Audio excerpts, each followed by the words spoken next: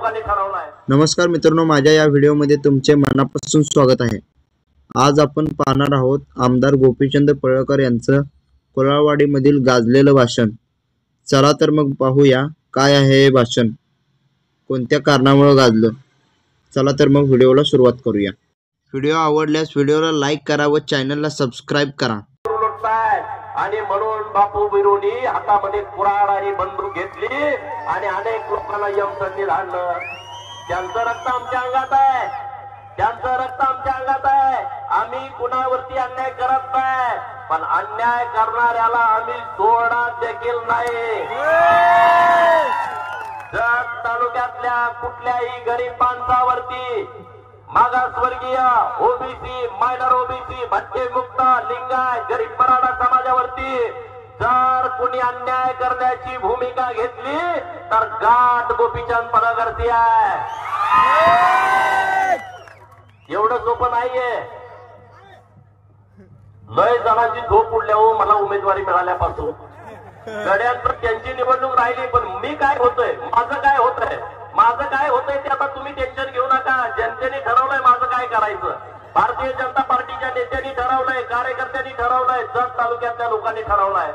अरे आज इथं खंडोबा मंदिरामध्ये, म्हातारबा देवाच्या मंदिरामध्ये दरवर्षी तुम्ही इतक्या मोठ्या सणावरती अन्याय करत नाही, पण अन्याय करणाऱ्याला आम्ही सोडणार देखील नाही। जत तालुक्यातल्या कुठल्याही गरीब माणसावरती, मागासवर्गीय, ओबीसी, मायनर ओबीसी, भटके मुक्त, लिंगायत, गरीब मराठा समाजावरती जर कुणी अन्याय करण्याची भूमिका घेतली तर गाठ गोपीचंद पडळकरची आहे। एवढं सोपं नाहीये। लय जणांची झोप उडल्यावर मला उमेदवारी मिळाल्यापासून गड्यांत त्यांची निवडणूक राहिली, पण मी काय होतोय, माझं काय होतंय, माझं काय होतंय ते आता तुम्ही टेन्शन घेऊ नका। जनतेने ठरवलंय माझं काय करायचं। भारतीय जनता पार्टीच्या नेत्यांनी ठरवलंय, कार्यकर्त्यांनी ठरवलंय, जत तालुक्यातल्या लोकांनी ठरवलंय। अरे आज इथं खंडोबा मंदिरामध्ये, म्हातारबा देवाच्या मंदिरामध्ये दरवर्षी तुम्ही इतक्या मोठ्या, आता शिवानंदजी बोललेत, डॉक्टर साहेब बोललेत, आता मी काय बोलावं असं शिल्लक नाही। तुम्ही युट्यूबला सगळं ऐकलंय मी काय काय बोलतोय। आज आहे 16 तारीख, उद्या 17 आणि 18, परवा 19चा गॅप आहे आणि 20 तारखेला मतदान आहे। पूर्वी राजा आईच्या पोटातनं जन्माला यायचा। ज्या राणीला पोरग होईल ते राजा व्हायचं आणि गादीवरती बसायचं। आताचा राजा राणीच्या पोटी जन्माला येत नाही। लोकशाही मधला राजा हा पूर्वी मतपेटीतून व्हायचा, आता ईव्हीएम मशीन मधून जन्माला येतो आणि ते सगळे जन्माला घालणारे तुम्ही सगळेच पुढे बसलेला आहात। 20 तारखेला जत विधानसभा मतदारसंघाचा राजा तुम्ही सगळी जनता जन्माला घालणार आहात। मग तुम्ही कुणाला घालणार आहात ते तुम्ही ठरवा, तुमच्या हातामध्ये आहे। कुणाला जन्माला घालणार आहे 20 तारखेला जत विधानसभाचा राजा? सगळे हात वर करून सांगा, सगळे हात वरून सांगा। कमळ चिन्हासमोरचं बटन आम्ही दाबणार आहे। आता इथं जेवढी लोक आले त्यांच्या घरातल्यांनी जरी मत घातली तरी 1 लाख मतं होते की नाही? या सभेमध्ये असणारी एवढी गर्दी बघितल्याच्या नंतर आज विरोधकांची तर झोप उडतीये। त्यांना काही कळत नाही, त्यांना काही सुधरत नाही। त्यांना मुंबई पासून सगळे चार्ज करायला लागलेत। अरे काय करताय, पाडताय का नाही त्याला, पाडताय का नाही त्याला, पाडताय का नाही त्याला। सगळ्या पक्षाची लोक त्यांना फोन करतायत, त्यांना चार्ज करतायत, त्यांना घोड्यावरती नेऊन बसवतायत, पण त्यांचं घोडं मध्येच उधळून गेलेलं आहे, पाडून गेलं। तुम्हाला माहित आहे का आपल्या मेट्राकडचं घोडं काय काय भुजार असतं, माहित आहे ना? ते आपलं कधी कधी वजा सकट घोडं उधळून जातं, तसं यांचं घोडं उधळलंय।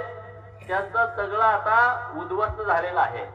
मित्रांनो, लोकशाहीमध्ये राजसत्तेला फार महत्व आहे। लोकशाहीमध्ये राजसत्तेला फार महत्व आहे। ज्यांची राजसत्ता ज्यांच्या ताब्यात आली त्यांना पाहिजे तशा सुविधा आणल्या, त्यांना पाहिजे तशा योजना आणल्या. आपला माणूसच सत्तेत आला नाही, गरिबांचा, उपेक्षितांचा, वंचितांचा. लोकांनी अनेक गोष्टींची मागणी केली पण ते सरकारपर्यंत पोहोचलं नाही. मला तुमच्या सगळ्यांच्या आशीर्वादानं विधान परिषदेवरती काम करायची संधी मिळाली. मी त्या सभागृहामध्ये विधान परिषदेमध्ये उपेक्षितांचा आवाज उठवला. तुमच्या कानावरती आला की नाही आला? मी गावात राहणाऱ्या गरीब मराठ्यांचा प्रश्न मांडला, बौद्धांचा प्रश्न मांडला, चांभार कुंभार ढोर न्हावी साळी तेली कोटी वंजारी हटकरांचा प्रश्न मांडला, पालामध्ये राहणाऱ्या हेळवी असतील, नंदीवाले असतील, मर्याचा गाडेवाला असेल, कुडमुडे जोशी असेल, पिंगळ जोशी असेल, आपल्या दारामध्ये सकाळ सकाळी येणारा वासुदेव असेल, बहुरूपी असेल, या सगळ्या लोकांचे विषय मांडले. मला सभागृहातले माझे आमदार मित्र म्हणले, अरे एवढ्या जाती महाराष्ट्रात आहेत का? मी म्हणलं तुम्ही मुंबईत राहताय, तुम्हाला काय माहित आहे? मी गावात राहतो, गावातलं चुकणं मला माहिती आहे. माझ्या मेंढपाळांचा विषय कुणी सभागृहात घेतला होता का सांगा? मी आमदार होण्यापूर्वी इथं मेंढपाळ कोण कोण आहे हात वर करा. मी सांगितलं सभागृहामध्ये, आमच्या मेंढपाळाला कुणी पण उठतंय मारतंय, इथून पुढे जर मेंढपाळाला कोणी मारला तर याद राखा म्हणून सांगितलं सभागृहामध्ये.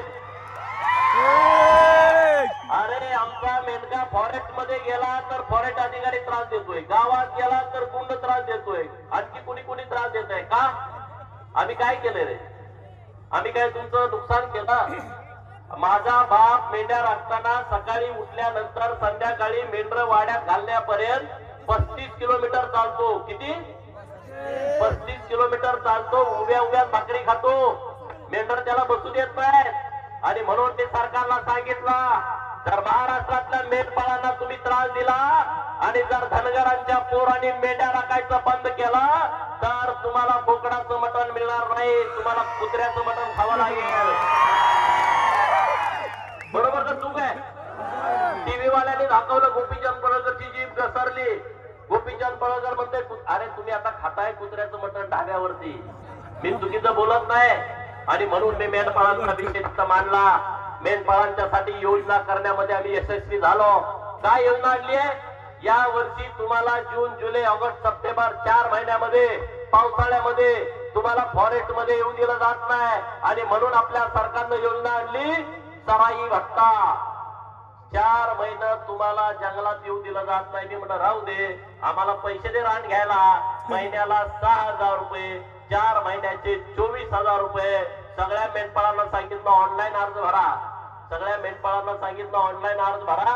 सरकारला वाटलं एवढा अर्ज येणार नाही. मी सांगत होतो मंत्री महोदयांना, त्यांच्या सचिवांना, अरे आमचं गडी लय मेंढका आहे, तुमच्याकडे नोंद नाही, ते अर्ज भरतील. नाही ते म्हणले 20 कोटीत भागतंय.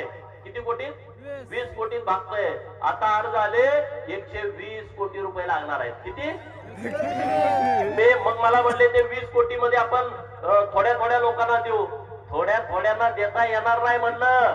गडी मला गावात येऊ देणार नाहीत. एकाला आलं 4 जणांना मिळालं, नाहीतर ते मला येऊ देणार नाहीत. म्हणलं 120च्या 120 कोटी द्यायचं आचारसंहिता झाल्याच्या नंतर. आणि आता हे दरवर्षी चालू होणार. दरवर्षी आपण एक योजना आणली मेंढपाळांच्या पोरांना. नामांकित इंग्रजी मीडियमच्या शाळेमध्ये ऍडमिशन 10,000 मेंढपाळांच्या पोरांना पण नामांकित इंग्रजी मीडियमच्या शाळेमध्ये ऍडमिशन दिलाय. मुलं इंग्रजीमध्ये बोलतायत, इंग्रजीमध्ये शिकतायत. त्या शाळेची फी आहे 1 लाख, 1.5 लाख, 2 लाख. आता सरकार सगळा खर्च त्या मुलांचा देत आहे.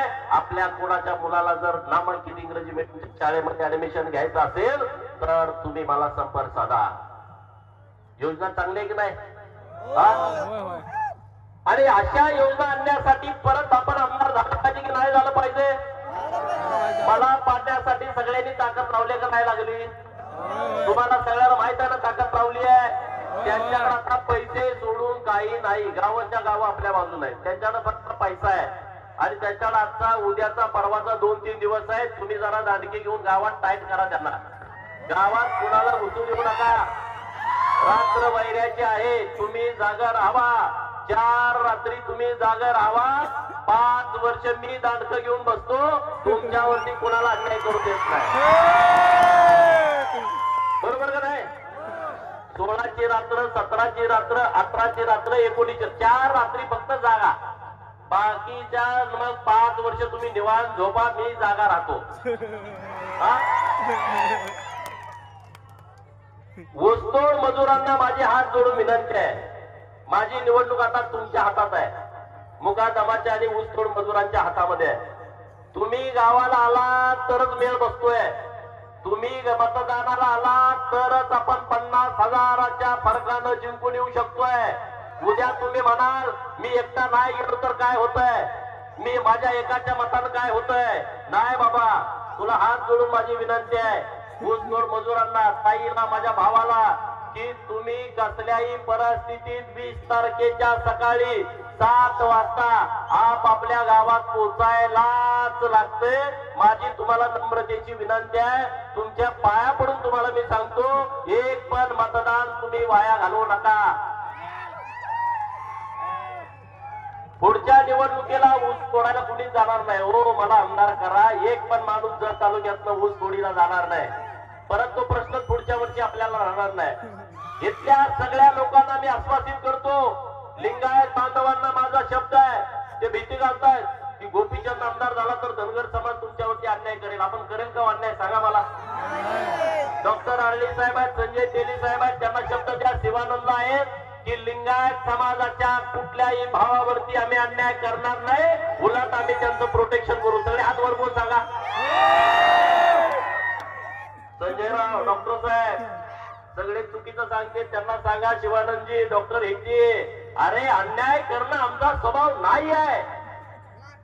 या महाराष्ट्रामध्ये एका मातंग मुलीवरती अन्याय केला, मातंग मुलीची अब्रू लुटली, म्हणून मेंढ्या राखणाऱ्या बापू बिरू वाटेगावकरांनी हातामध्ये कुऱ्हाड आणि बंदूक घेतली. बापू बिरू वाटेगावकर वरती तर कुणी अन्याय केला नव्हता. कुणाच्यात हिंमत होती, कुणाच्या धाडस होतं. बापू बिरू काय सरपंच पदाला उभा राहिले होते, ग्रामपंचायतचे सदस्य म्हणून उभा राहिले होते नव्हते. ते मेंढ्या राखत होते. पण त्यांना कळलं गावातले मस्तवाल पुढारी अन्याय करतायत, गावातल्या माझ्या मागासवर्गीय बहिणीची अब्रू लुटतायत, आणि म्हणून बापू बिरूनी हातामध्ये कुऱ्हाड आणि बंदूक घेतली आणि अनेक लोकांना यमसंधी धाडलं. त्यांचं रक्त आमच्या अंगात आहे, त्यांचं रक्त आमच्या अंगात आहे. आम्ही कुणावरती अन्याय करत नाही, पण अन्याय करणाऱ्याला आम्ही सोडणार देखील नाही. जर तालुक्यातल्या कुठल्याही गरीब माणसावरती, मागासवर्गीय, ओबीसी, मायनर ओबीसी, भटके मुक्त, लिंगायत, गरीब मराठा समाजावरती जर कोणी अन्याय करण्याची भूमिका घेतली तर गाठ गोपीचंद पडळकरची आहे. एवढं सोपं नाहीये. लय जणांची झोप उडल्यावर मला उमेदवारी मिळाल्यापासून गड्यात त्यांची निवडणूक राहिली, पण मी काय होतोय, माझं काय होतंय, माझं काय होतंय ते आता तुम्ही टेन्शन घेऊ नका. जनतेने ठरवलंय माझं काय करायचं. भारतीय जनता पार्टीच्या नेत्यांनी ठरवलंय, कार्यकर्त्यांनी ठरवलंय, जत तालुक्यातल्या लोकांनी ठरवलंय. अरे आज इथं खंडोबा मंदिरामध्ये, म्हातारबा देवाच्या मंदिरामध्ये दरवर्षी तुम्ही इतक्या मोठ्या संख्येनं येता का रे? आमदारांनी का नाही इथं 2 कोटी रुपयाचा निधी दिला का? 5 लाख रुपये सुद्धा दिले नाहीत, 500 रुपये सुद्धा दिले नाहीत, आणि म्हणे गोपीचंद जातीवाद करतोय. अरे लाजा वाटायला पाहिजे तुम्हाला. या तालुक्यामध्ये धानंबा देवीचं मंदिर आहे, लाखो लोक येतात, तुम्हाला 1 रुपया देता आला नाही. आज माझ्या इथं खंडोबा म्हातारबा देवाला 1 रुपया तुम्हाला देता आला नाही, आणि म्हणून गोपीचंदची उमेदवारी आहे. या तालुक्यातल्या प्रत्येक मंदिराला त्यांचा जीर्णोद्धार करणं, त्यांचं डेव्हलपमेंट करणं, या मंदिरासाठी तुम्ही मागाल तेवढा निधी, 1 लाख, 1 कोटी मागा, 2 कोटी मागा, 5 कोटी मागा.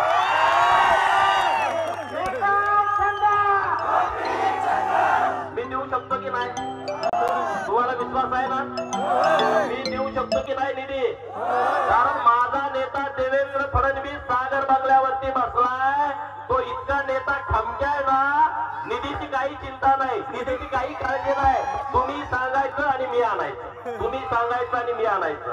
रस्ते, पानंद रस्ते, गावामध्ये अंतर्गत रस्ते, समाज मंदिर, जिल्हा परिषदच्या शाळा, अंगणवाडी, शेतात जाणारे रस्ते, तुम्ही सांगा हो. गेल्या 70 वर्षामध्ये जे जत तालुक्यामध्ये विकासाचं काम झालं नाही ते मी तुम्हाला 5 वर्षात करून दाखवतो. 5 वर्षामध्ये मी तुमच्याकडे उमेदवारी मागण्यापूर्वी प्रत्येक गावात काय ना काय निधी दिलाय. प्रत्येक गावामध्ये मी तर विधान परिषदेचा आमदार होतो. जर तुम्ही मला विधानसभेचा आमदार केला, सुवासनीला कसा मान असतो, असतो की नाही? सुवासनी आता माझ्या इथं बसले, सुवासनीला वेगळा मान असतो की नाही? गाठीची असली का जरा फरक पडते, तिला माग बस म्हणते. हा, सुवासीन म्हणून तुम्ही मला विधानसभेचा आमदार म्हणून पाठवा. अरे मी सगळं हिसकावून आणतो, मागून काय आणत नाही. मागून काय मिळत नसतं, हिसकावून आणावं लागतं. मागून भीक मिळते. भीक आपण किती देतो भिकाऱ्याला? तुम्ही 100 रुपये कुणी दिलेत असा माणूस कोण आहे का इथं सांगा? 5 रुपये, लईत 10 रुपये, बरोबर? मागून भीक मिळते. हक्क हिसकावून घ्यावा लागतो आणि तो हक्क तुम्हाला 20 तारखेला हिसकावून घ्यायचा. घेणार की नाही?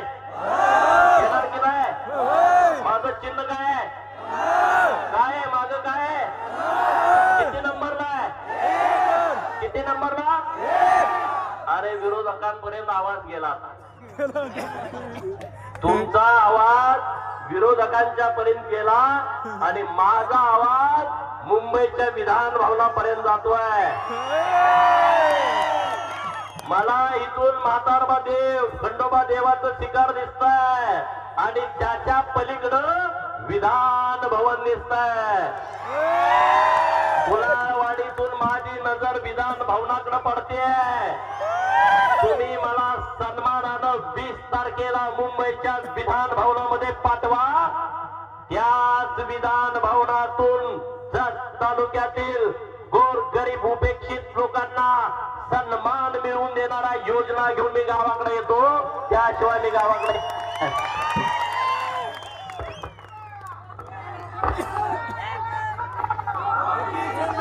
जत सगळ्यांना लक्ष आहे का नाही? जत मध्ये अगोदर निवडणूक झाली कधी, गेली कधी, कधी काय कळत होतं का? खरं सांगायचं, कळत होतं का? मी इकडे उमेदवारी करायचं म्हटलं का 15 दिवस मीडियामध्ये बाहेरचा उमेदवार चालणार नाही, बाहेरचा उमेदवाराला विरोध, भूमिपुत्र असे टीव्हीला बातम्या येत होते का नाही? मी म्हणलं येऊ दे, येऊ दे, येऊ दे. माझा प्रचार माझ्या विरोधकांनी इतका केला की मला प्रचार करायला त्यांनी काही शिल्लकच ठेवलं नाही. ठेवलं का? माझ्या वरिष्ठ नेत्याकडे मी इथं उमेदवारीची तयारी करतोय हे मी नाही सांगितलं. माझ्या विरोधकांनी सांगितलं की ह्यो गडी इथं घुसायला लागलाय, ह्यो घुसायला लागलाय, ह्यो घुसायला लागलाय. ते मला म्हटले अरे तू काय जत मध्ये तयारी करतोय का? मी म्हटलं नाही, मी तिथं काम करतोय. तुम्ही जर मला उमेदवारी दिली तर मी तिथं लढू शकतो. तिथल्या लोकांनी निवडणूक हातामध्ये घेतली ही मी त्यांना सांगून टाकलं. मी काय ठरवलं, जत मध्ये MIDC करायची. तुमच्या कानावर आली का MIDC मंजूर झाली आहे? कुणाला कळालं MIDC मंजूर झाली आहे? सगळ्यांना कळालंय. कुठं झाली MIDC? संजय तेली आहेत, त्यांनी 2000 एकर जमीन दिल्या. किती? सांगलीची MIDC 400 एकरात आहे. सांगलीची MIDC 400 एकरात आहे आणि उमदीला MIDC किती एकरात होते? मग सांगलीच्या किती पट मोठी MIDC होते? 5 पट. सांगली मोठी का उमदी मोठं? आता उमदी मोठं. सांगली कुठं आणि उमदी शेवटचं गाव आहे. अरे जर नेता खमक्या असेल ना तर काही घडू शकतं. म्हणून उमदीच्या माळावरती MIDC झाली आहे. आणि मी तुम्हाला विश्वासानं सांगतो ती MIDC 1 वर्षाच्या आतमध्ये तिथं प्रोजेक्ट यायला सुरू होतील. अशा पद्धतीचं आम्ही काम करतोय. अशा पद्धतीचं त्यासाठी तुमचा आम्हाला आशीर्वाद पाहिजे. मी दुसरी मागणी केली आणि जाहीर केलाय. काय जाहीर केलं? सांगलीपासून जतचं शेवटचं गाव 180 किलोमीटर आहे, बरोबर? काही तिथे आहेत, काही 160 आहे. बालगाव, उमदी, हल्ली, तिकडची शेवटची गावं भिवरगी सारखं गाव आहे. हे जे गाव आहे ते सांगलीपासून 160-80 किलोमीटर वरती आहेत आमचा एखादा पोरगा आरटीओचं काम करायला सांगलीला गेला तर त्यांचं 2-2 दिवस जातंय, तिथं दलाल सुसुळ झालाय, आमच्या लोकांची लुबाडणूक होते. आणि म्हणून मी जाहीर केलाय MH10 सांगली आहे तसा MH58 जत झाला पाहिजे. झालं पाहिजे का नाही झालं पाहिजे? आपला ब्रँड वेगळा झाला पाहिजे की नाही झाला पाहिजे? MH जत झालं पाहिजे की नाही झालं पाहिजे? हे आधी कोणी मागणी केली का? या तालुक्यात 35 गावं असेल जिथं एसटी जात नाही. सरकार काय म्हणतंय? गाव तिथं एसटी, हात दाखवा एसटी थांबवा. अरे आम्ही कुणाला हात दाखवू? आमच्या गावात अजून एसटीच आली नाही, हात कुणाला दाखवायचा? बरोबर की खोटं आहे? तिकडे सोनलगी नावाचं गाव आहे, उंदीच्या पलीकडचं, एसटी नाही. तिकडं अंकले आहे, बाज आहे, डोरली आहे, बेळुंकी आहे, एसटी नाही. तिकडं लमानताट आहे, एसटी नाही. अशी 35 गाव आहे. आणि म्हणून मी तुम्हाला शब्द देतो की जत डेपोवरती लय लोड पडतोय. पूर्व भागामध्ये एक एसटी डेपो नव्यानं मंजूर करून आणतो आणि तुम्हाला सगळ्या गावामध्ये एसटी चालू करून देतो. विद्यार्थ्यांच्यासाठी आपण योजना आणली आहे ओबीसीच्या. ज्या पोरांना वसतिगृहामध्ये ऍडमिशन मिळत नाही, तर आपला मुलगा जत मध्ये शिकायला असेल, 12वी नंतरचं शिक्षण घेत असेल, तर आपलं सरकार ओबीसीच्या मुलांना 38,000 रुपये खात्यावरती देत आहे. जर मुलगा आपला सांगलीत शिकायला असेल तर त्याला 43,000 रुपये आपण खात्यावरती देतोय. तोच मुलगा महानगरपालिका क वर्गाच्या राज्यातल्या आणि अमरावती, संभाजीनगर, नाशिकला शिकायला असेल तर त्याला 51,000 रुपये खात्यावरती देतोय. आणि जर पोरगा पुण्याला, पिंपरी चिंचवडला, मुंबईला, नवी मुंबईला, नागपूरला शिकायला गेला तर त्याच्या खात्यावरती 61,000 रुपये देतोय. कुणाकुणाची पोरं जतला शिकायला 12वी नंतरचं शिक्षण, 12वी नंतरचं शिक्षण जतला, सांगलीला, कोल्हापूरला आहे, त्याला अर्ज भरायला सांगा. त्याला आपण डायरेक्ट त्याच्या खात्यावरती 43,000 रुपये देतोय. हे ओबीसीच्या मुलांना. तशीच योजना धनगर समाजाच्या मुलांना पण आणली. आता धनगरांच्या मुलांना सुतगिरणी काढता येते. कशी? सुतगिरणीचा जन्म कोण आहे का आपला गडी? म्हणून मी सरकारला म्हणलं, अरे दुसऱ्यांच्या सुतगिरण्या आल्या, आम्हाला सुतगिरणी पण नाही. आमच्या पोराला पण चेअरमन होऊ द्या, एसीच्या रूम मध्ये बसू द्या, पण जरा बेल वाजवू द्या, शिपायाला जरा पळू द्या, त्याला सांगू द्या पाहुणा आले जरा चहा घेऊन ये. असं कधी होणार नाही? होणार आता होणार. राज्यामध्ये आपण धोरण आणलं, आदिवासी जमातीच्या धर्तीवरती महाराष्ट्रातल्या धनगरांना सुतगिरणी द्यायची. सरकार 95% देणार, तुम्ही फक्त 5% भरायचे. किती? आणि मी आज घोषणा करतोय 2 सुतगिरण्या पूर्व आणि पश्चिम भागामध्ये आपल्याला जत तालुक्यामध्ये करायच्या आहेत. जत तालुक्यामध्ये पहिली सुतगिरणी मिळाली राम शिंदेना, आपल्या आमदार आहेत ना कर्जत जामकडचे, त्यांना पहिली सुतगिरणी मिळाली आहे. मी दुसरा प्रस्ताव दिला आटपाडीला. आता तिसरा आणि चौथा तुम्हा सगळ्यांना घेऊन आपला फेटवा गडी जरा खुर्चीमध्ये बसू दे. 4 व्हीलचेअर मध्ये, फिरत्या चाकाच्या खुर्चीवर बसू दे. नको? आपण बसू शकतो की नाही शकतो? हे अशा अनेक कल्पना आहेत आपल्याकडे. लिंगायत समाजासाठी महात्मा बसवेश्वरांच्या नावानं महामंडळ स्थापन केलं आहे. उद्या लिंगायत समाजाचा एखादा पोरगा महामंडळाचा उपाध्यक्ष होईल, त्याच्याकडे लाल दिव्याची गाडी येईल, त्याच्याकडे पी असेल, त्याच्याकडे सगळी यंत्रणा असेल. राठी समाजाचं महामंडळ केलंय, वडार समाजाचं महामंडळ केलंय, लोणारी समाजाचं महामंडळ केलंय, गुरव समाजाचं, नाभिक समाजाचं महामंडळ केलंय. एक ना अनेक काम आपल्या सरकारने आहेत. लाईट बिल माफ केलं. कुणाकुणाला लाईट बिल माफ झालं? कुणाकुणाला अर्धा? अरे मागच्याला लाईट बिल नाही झालं ना. 7.5 HP पर्यंत माफ केला. पहिल्यांदा हा क्रांतिकारी निर्णय केलाय. आज लाडक्या बहिणीला 1500 रुपये मिळत आहेत. मिळाले का तुम्हाला ताई? मिळाले का? इकडं आता 2100 रुपये होणार आहेत 25 तारखेनंतर. किती? 2100 रुपये. मुंबई मधले महिला नेता बोलली 1500 रुपये मध्ये काय येतोय? काय म्हणली? 1500 रुपये मध्ये काय येतोय? मी म्हणलं तुम्ही ताज हॉटेलला 1500 रुपयाची कॉफी देताय, त्यांना 1500 रुपयाची किंमत करणार नाही. 1000 रुपयाचा ट्रायडंट हॉटेलला चहा पिताय, त्यांना 1,500 रुपयाची किंमत करणार नाही. 1.5 लाखाचा गॉगल, 2 लाखाची पर्स, पायात 20 पण हे 1,500 रुपये कुणासाठी आहे? माझी बहीण मेंढ्या राखायला 8 महिने गाव सोडून जाते, तिला थंडी आली, तिला ताप आला, तिला कणकणी आली, मारायला तिच्याकडे 50 रुपये नाही. त्या बहिणीसाठी ही लाडकी बहीण योजना आहे. त्या बहिणीसाठी ही लाडकी बहीण योजना आहे. तिला ते 1,500 चक्रासारखे दिसतात गाडीच्या. पूर्ण रडत रडत आलं, आई आई आई आई मला 10 रुपये दे. आणि जिच्याकडे 10 रुपये नाही तिच्यासाठी 1,500 रुपये आहे. आज ती दिल ना मुलाला दर 10 रुपये. अनेक बहिणीने आज आईला साडी घेतली, तिच्या स्वतःला 7,500 रुपये आले ना दिवाळीला. आपल्याला विचारत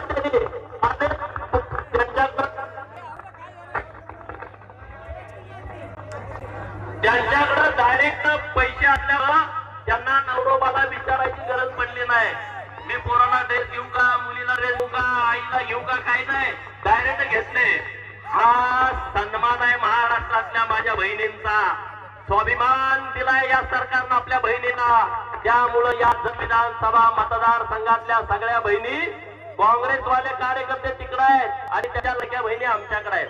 त्यांनी ठरवलंय की महायुतीला मतदान करायचं आणि त्यामुळं निश्चिंत राहावा, काळजी करू नका. पण 4 दिवस करा बरं का काळजी, नाहीतर इथं गेल्यावर लय गर्दी बघितलं तेव्हा झोपू नका. ऊस तोडीला कोण कोण आहे त्यांना तेवढे फोन करा. आम्ही सगळी व्यवस्था केली आहे गावातल्या प्रमुख लोकांच्याकडं. सगळ्या लोकांना आपल्याला आणायचं आहे. त्यामुळं तुम्ही चिंता करू नका. मी आता आमदार आहे विधान परिषदेचा. माझा आता तुम्ही दिल्यानंतर पद रिक्त होणार आहे. ते पद परत आपल्या तालुक्यात मिळावं अशी मी विनंती माननीय देवेंद्र फडणवीस साहेबांच्याकडे करणार आहे. बरोबर की नाही? एकावर एक फ्री आमदार, 2 आमदार असं होऊ शकतं. म्हणजे कधी होईल? तुम्ही मला 50,000 निवडून दिलं तर, 1,000, 2,000, 3,000 निवडून दिलं ना, तिथं लई किंमत राहत नाही. लई गडी तिथं असं फिरते म्हणा या बाजूनं. फुटपाथ वरती 100 आमदार फिरतेत, कोणी कागदपत्र विचारत नाही. तिथं 50,000 लाखानं निवडून येतात ना, त्यांचं वजन तिथं वाढतंय. मला तुम्ही निवडून द्या. बघा या जत तालुक्याचं नाव महाराष्ट्रभर केल्याशिवाय मी राहणार नाही. जत तालुक्याचा सन्मान मिळवून देणार, स्वाभिमान जागृत करणार आणि जत तालुक्याला विकासामध्ये नंबर 1 ला आणणार. माझी जत तालुक्यात सगळ्या लोकांना हात जोडून नम्रतेची कळकळीची विनंती आहे. माझ्यासारखा कार्यकर्ता भारतीय जनता पार्टीने उभा केलाय. माझं तुम्हाला हात जोडून सांगणं आहे, एक वेळ तुम्ही मला या जत विधानसभा मतदारसंघातून आमदार म्हणून निवडून द्या. त्या आमदारकीच्या माध्यमातून जत तालुक्यातल्या शेवटच्या गावात शेवटच्या माणसापर्यंत केंद्र सरकार आणि राज्य सरकारच्या योजना पोहोचवल्याशिवाय हा गोपीचंद पडळकर आणि 20 तारखेला तुम्ही कमळ चिन्हासमोरचं बटन दाबून जास्तीत जास्त मत माझ्यासारख्या कार्यकर्त्याला निवडून द्यावं अशी विनंती करतो आणि थांबतो. जय हिंद, जय महाराष्ट्र. हॅलो.